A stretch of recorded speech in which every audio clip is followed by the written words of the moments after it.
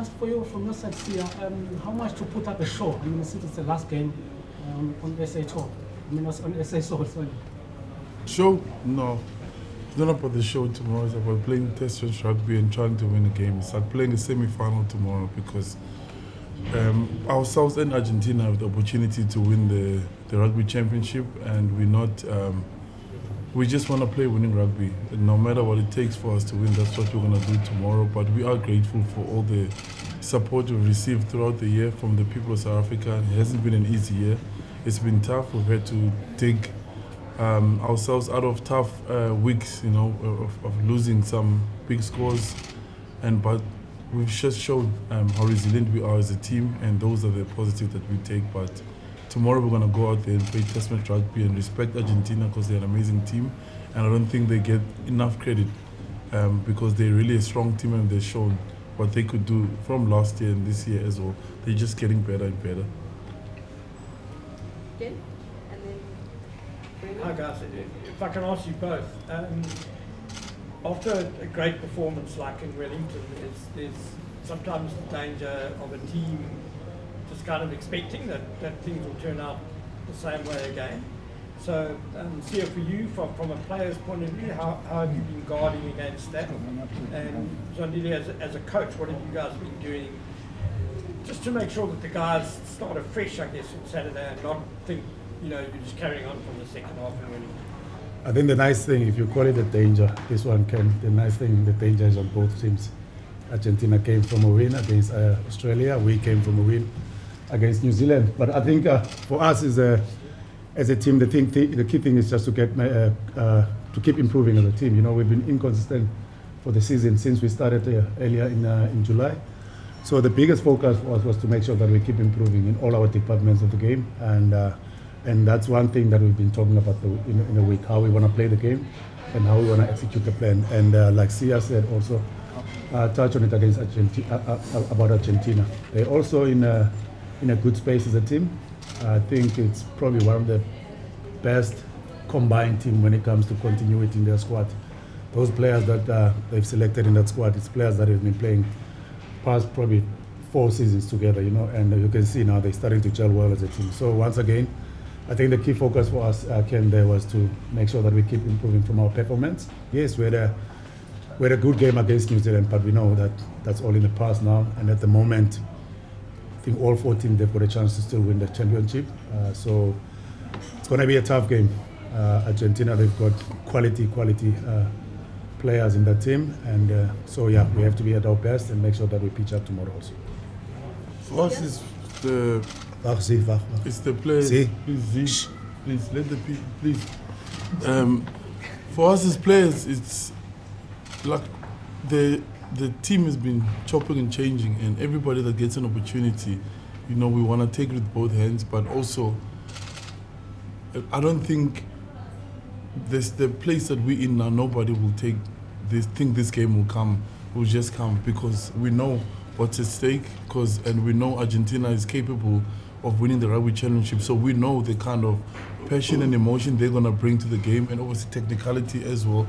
But for us as well, it's an opportunity to do something we've never done as a group, to win the rugby championship back to back. And we know, Argentina is not just going to give it to us just because we played well last week. Like coach said, they also played well last week. And there's so many things we can still improve on from last week. And for us as players is to make sure that you do the best you can, play as well as you can, to make sure you put yourself in a good position to get an opportunity to play again, but also to put the team in the best position to win the rugby championship.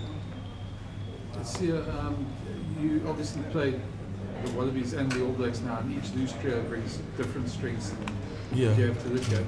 What makes Argentina so difficult with Marcus Kramer and Pablo Montero and those type of guys? What are their strengths? What do you have to watch out for tomorrow?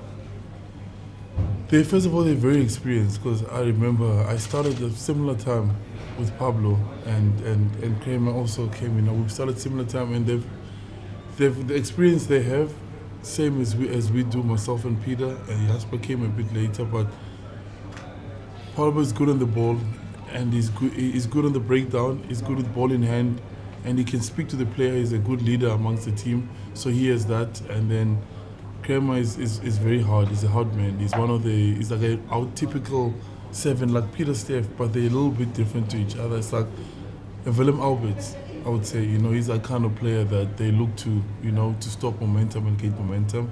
And the way that they've played now, seeing that he gets around the field a bit more, is around the scraps. It's like the way we always play. So, and I think for us, myself, Peter, and Jasper, we complement each other very well. Jasper is good on the ball as well in the breakdown. Peter can get in, and for me, when the opportunity is there as well. But I'm more on the stuff that nobody sees. Like, I know how good Jasper can carry, and I know how Peter can carry. I can also carry, but I know they may be better than me, especially when there's a flat line of defense. But in broken play, I can carry with the backs, and I'm very good at the breakdown as well in securing our own ball. So that's the kind of relationship we know. We speak in the game. If we're in the same positions together, like I'm like, okay, cool, you take this one, I'll look after the breakdown. So that combination, we've been able to do that a lot. Me playing at 8 is a bit different. Like, I can't get the same momentum that Jasper gets. I'm not afraid to say that. I just can't carry the ball the way that Jasper can. When Jasper can stand still and pick up the ball and run over people. I need 15 meters to pick up my face and get to it. Yeah. So yeah, I think it's gonna be a proper battle between, and they have Gonzalez on the bench as well, who brings something different. But Kwacha can also, it's kind of the same. They have the same energy, and Gonzalez is very quick and is good in the lineouts too. So is Kwacha. So it's gonna be a great matchup this weekend. You also didn't grow up with the blue town. Yeah, that's true. I don't have that meat in me. Jasper has all the meat. Yeah. Siya, you guys played at the same venue last year, lost by 1 point. But just aside from the scoreline, it was obviously an intense game, especially in that last 80 minutes. Do you think that adds to the pressure of tomorrow's game, and also seeing as the fact that it sort of plays as a semi-final, and also it's kind of a home game for you as well? It is a home game. Look, it's a super home game. No, it's a home game for all of us. It's not, we can't change what happened last year. What happened in the islands. This is a different game, and the pressure is not just on us. It's on Argentina too. They also have to perform. If they want to win the rugby championship, we're both in the same playing ground. Basically, it's all about who's going to pitch up on the game. But it is for us our last home game at home. The last time people in South Africa will see us. Last time our families will come. So that does add a bit of that. But that's not going to play for you on Saturday. Unfortunately, we still have to say thank you and everything by the way we perform, by the way we work on the field, and that's all that we can do. But Argentina is going to be bringing the same, and they're going to feel that the pressure's on us because we're at home. We have to entertain, but we know what we need to do tomorrow. And Siya, we know how tight the rugby championship log is, but how important is it to stick to the basics of test match rugby and not get involved in chasing tries and bonus points? Yeah, well, that's our mindset. We're going to go and play test match. We're going to take points when they're an offer, but if we feel we can go for something, we'll go for it. But the first and foremost is to win the game. We're going to respect Argentina like any other game, and we're going to play it like a semi-final as it is this weekend. So, yeah, that's our focus,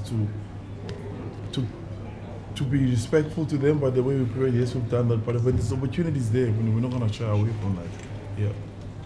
Coach, are you able to tell us exactly the nature of Ox's legal, what it was, and if he's going to be okay for next week? And then also just speak about, is it a disruption when something happens like that before a game, having to change, and then the nature of the change is also quite unique with the guy that you've got coming on as your current placement? Yeah, I don't think it's going to disrupt the team because of, once again, if you look at who's replacing him, Puan, he's been with us throughout the whole season. When he got an opportunity also, grab it with both hands. He's been good every time he gets a chance.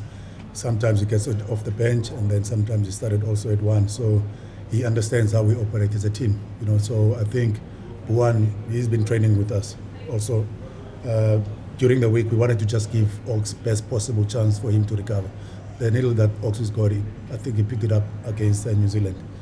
So we just wanted to give him some fair time to recover from it. But once again, not 100%. So we don't want to push things. That's why we thought, let's just pull him out, and hopefully next week he will be fully recovered. But he's not far from being 100% fit. Specifically on the Marco role, you know, the disruption there, and given that lineouts at some point in the season, you know, we're wobbly in stages. Yeah. I think that was more what I was asking. Oh, what about the okay, no. The thing is, remember, even from 2023 World Cup, Marco was always a backup booker in our system. Trains now and then with Dan, you know, and Dion lineouts and all that stuff. So he's always been there. It's always part of the plan, you know. So regarding to Jan-Hendrik Wessels as a cover, you know, to 1 and 2, it's something that weekly we train like that. So that is part of the plan. We always that whenever there's an opportunity, or maybe when we've got injuries, we know Jan-Hendrik is good enough to help us in that position also, you know. And regarding to Buan Fanta, like I said again, he's our season campaigner. You know, he's been with us. You know, we got him, gave him chances, grabbed them with both hands. You know, and he's been good. You know, that's one player that I'm excited also that he's getting another opportunity. Regarding to Marco, he's a tough guy. You know, like I said to you earlier on, I know it sounded like a joke when I talk about Afrikaans guys and biltong. You know, Marco is tough.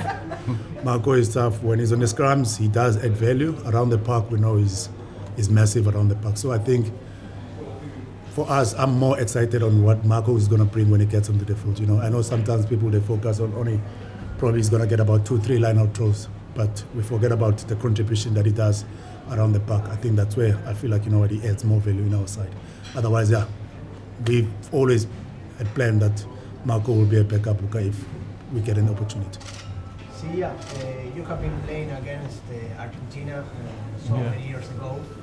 Where do you see the evolution of the Argentinian players? This is the second year in a row that Argentina arrives South Africa with real chances of competing for the championship. Where do you see the evolution, and why do you think the team is going? I think the coach has been good, Coach Felipe, and everything that he's done with his coaching staff.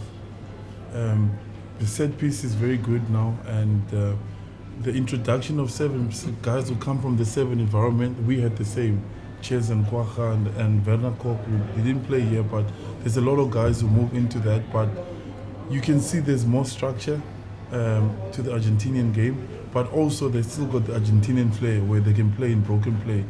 So when you mix all of those things together, they're a very dangerous team, and you can see how professional they are. They normally go home to Argentina. They came here. You know, that's how much it means to the, because I know a lot of the players play overseas and they enjoy going home, and now they decided to come straight to South Africa, so they really want this. So the professionalism also helps a lot. So I think that has been the biggest change you can see in the way they play on the field and how professional they are off the field too.